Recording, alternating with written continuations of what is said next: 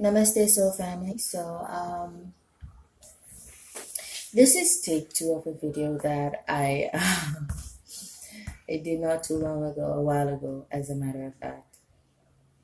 But I feel like I want to talk about energies. Currently, Mercury is retrograding in the sign of Pisces. What does that mean? Well, first, let's look at Mercury and Pisces. What energies they possess and what they entail. Mercury, it is the closest planet to the sun in our solar system, in the Milky Way galaxy, and this sign governs communication. The reason why this sign governs communication is because it is a peripheral sign. It is a sign that governs the nervous system and the way our brains work. Pisces, the planet that governs the sign Pisces, that's Neptune, and it's a very dreamy planet, hence the dreamy Piscean. But on a larger scale, Pisces, the energy of Pisces have so much to deal with our subconscious. And when you really put the energies of Pisces along with the energies of Virgo and Gemini, the Mercurian energies, it's a beautiful scheme. And I say this because I can already see what this is doing for people and will do for people upon completion. Now, retrograde means backward. So, when a planet retrogrades or a celestial body retrogrades, they seem to be moving in a backward motion, but not really. And this is really energetically unseen to the physical eyes. But what it represents is reflection. Maybe you missed something while Mercury was direct. So let's take you back to something that you missed. Now that's really what retrogrades do. They're meant to be moments of hibernation, of reflection and introspection.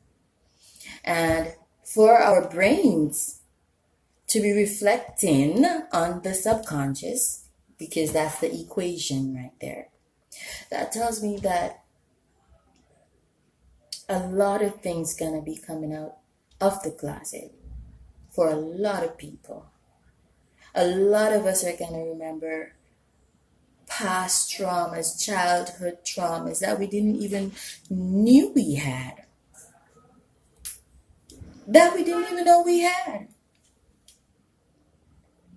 Certain things that happened during childhood that we seemingly forgot, but we never really forgot because everything is stored in the system. Nothing is deleted. And even with your computers and your phones, you think that you can really delete something from them? No. There is always a way to recover information. Though they're unseen to the eyes, these methods and these information, they may seem unseen to the eyes, but they're still there. So all the memories that we couldn't dissect, we couldn't understand why they made us feel a particular way, they're being resurfaced during Mercury retrograde in Pisces. So that now that we have the capacity and the understanding of certain things, being on the road to enlightenment, we are now more able to dissect them and not be destroyed by them. Because I bet most of y'all, if not all of y'all who will be watching this video, have been through hell and back. So what this is gonna do is to give us a peace of mind. Why so much suffering? Why all the hardship? Why all the chaos? Why all the envy, all the strife, all the holding down, the setting backs? Why? That's what Mercury in retrograded in Pisces will do for y'all. It will answer all them whys. Why? Well, there you go. So pay attention to the signs around you, in and around you. Dreams, epiphanies, songs, even the very conversations that you're led to have or led to hear. So pay attention, observe yourself from an outsider's perspective. Be the person looking in on yourself in a loving way because you are yourself. You are not the feely feels. You are not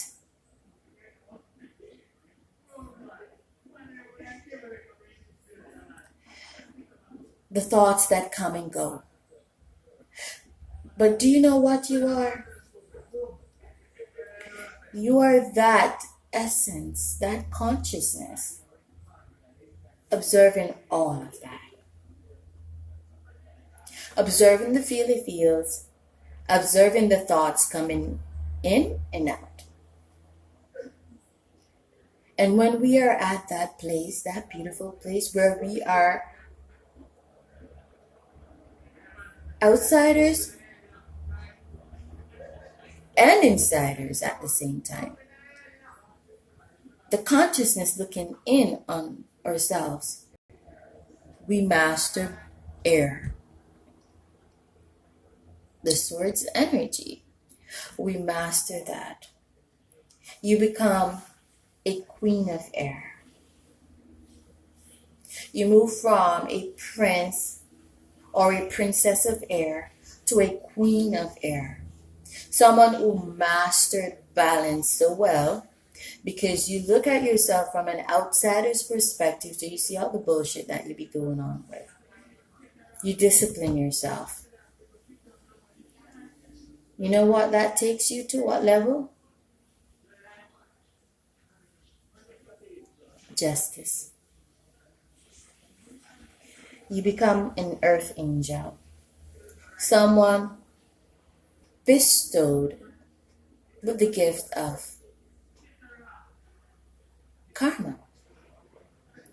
You are then at a level where you are a judge, not a systematic judge, a spiritual judge. So when you say tower crumble down, tower will crumble down.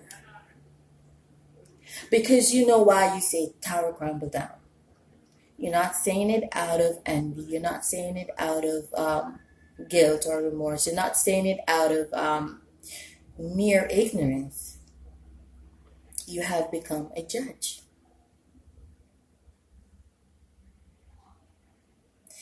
Be the outsider looking in on yourself. That's always been a great tactic of self-discipline because perspective is everything. If you're always inside of yourself, you never see what's on the outside of yourself. That's so fucked up that other people cannot stand or cope with. That is really unbearable, unfair, unjust. We all struggle. We all got our own demons. And that is why you don't look for saviors in people, because they have their own demons. And that is the problem with the Christian church, the church. Let me just say that. Because we just think that there's some people who don't got problems, who are stronger than us to bear all our problems. And so we take it to the pastors, we take it to the bishops, evangelists. We take it to them people. Well, they've got their own shit. No wonder some of these people are fucking crazy and nuts and perverted. Because, like, fighting their demons, and most of the time, nobody asks them if they're fucking okay. Because once people have you as a superhuman, you gotta always be okay. And a lot of these people, these spiritual, so-called religious leaders, they take on way too much for themselves. And they don't even know the right way to purge. So they keep taking in all them demons, other people's demons, plus their own. What do you got? A motherfucking monster.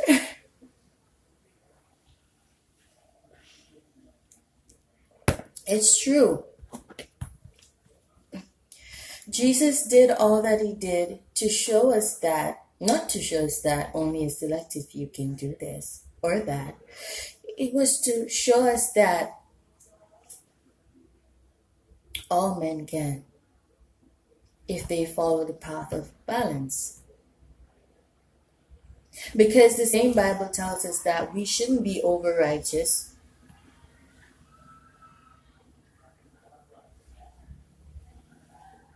For all the people who think that you can't be holy enough, you can't be too holy.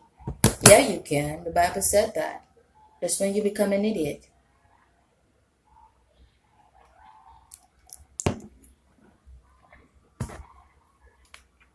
Wanting people to love you so desperately.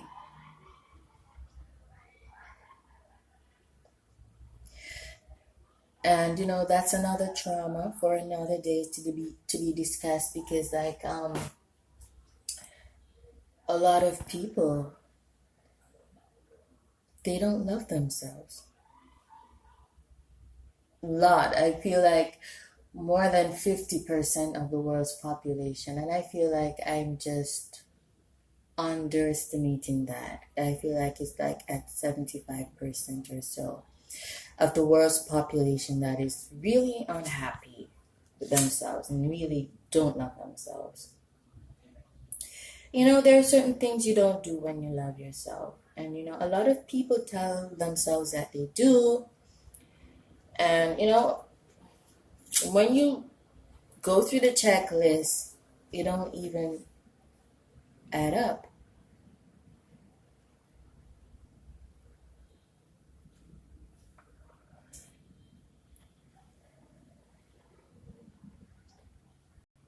Self-love is not selfishness. Because I feel like people got that twisted. I see a lot of selfish memes on social media that supposedly represents self-love. And that is why you gotta travel this path on your own, because their truth ain't your truth, my truth ain't your truth, and will never be. There's the foundation, which is balance. But there are all kinds of things built upon that. Hence the rainbow, the variety of colors in the rainbow. Right? So, yeah, I feel like I want to put an end to this video. I am going to be recording another video. So, rest a lot during this retrograde period, and also drink lots of water, kids. I feel like Mercury will be pulling on a lot of us, making us feel irritated if not properly hydrated, and a lot of phobias may arise, but hang on. Say positive affirmations daily, or thrice daily would be even much better. Especially if you have Virgo, Gemini, and Pisces, and or Pisces at any prominent placement in your chart.